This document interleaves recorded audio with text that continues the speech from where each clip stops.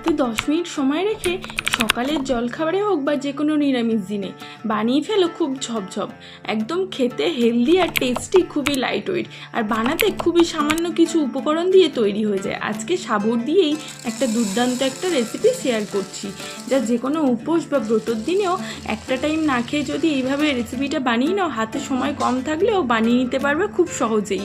গরম গরম খেতে হয় দুর্দান্ত স্বাদের। এখানে আজকে রেসিপিটা বানানোর জন্য বড় দানার 1 কাপ সাবু আমি মেপে নিয়ে নিয়েছি। তারপরে সেটাকে 3 থেকে 4 বার জল পাল্টে পাল্টে ভালো করে ধুয়ে ওই একই কাপের 1 কাপ মেপে আমি জল এখানে দিয়েছি। যে কাপে সাবুটা মেপে দেবে সেই কাপেই 1 কাপ জল দেবে, এর বেশিও নয় বা এই কমও নয়। এইভাবেই ঢেকে আমি 4 থেকে 5 ঘন্টা ঢেকে রেখেছিলাম।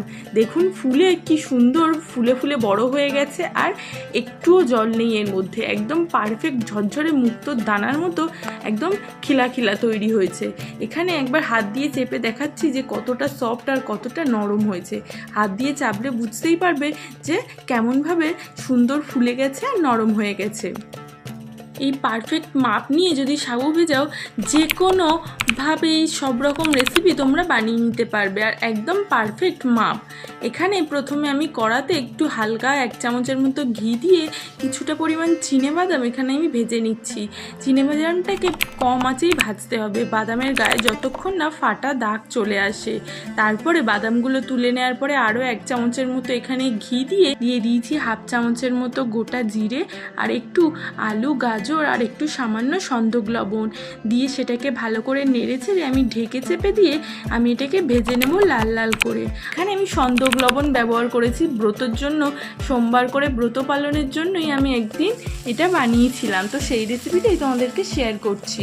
এখানে আলুগুলো ভাজা হয়ে গেলে দিয়ে দিয়েছি ভিজিয়ে রাখা সাবু, তারপরে বাদাম, এখানে দিয়ে দিয়েছি গোলমরিচের গুঁড়ো, একটু সামান্য চিনি আর একটু লঙ্কা কুচি। সব কিছু কম আছে 2 থেকে 3 মিনিটের মতো এটাকে ভেজে নেব, যতক্ষণ না সাবুর কালারটা ট্রান্সপারেন্ট হয়ে যায়।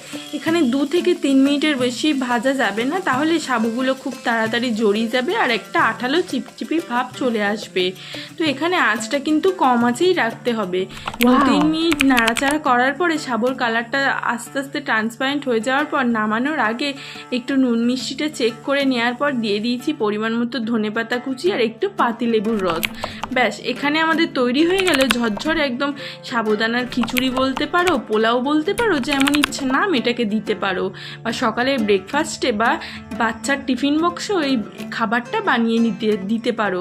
খেতে হয় দুর্দান্ত স্বাদের, আর এই খাবারটা যদি একদিন রেখে তারপরের দিনও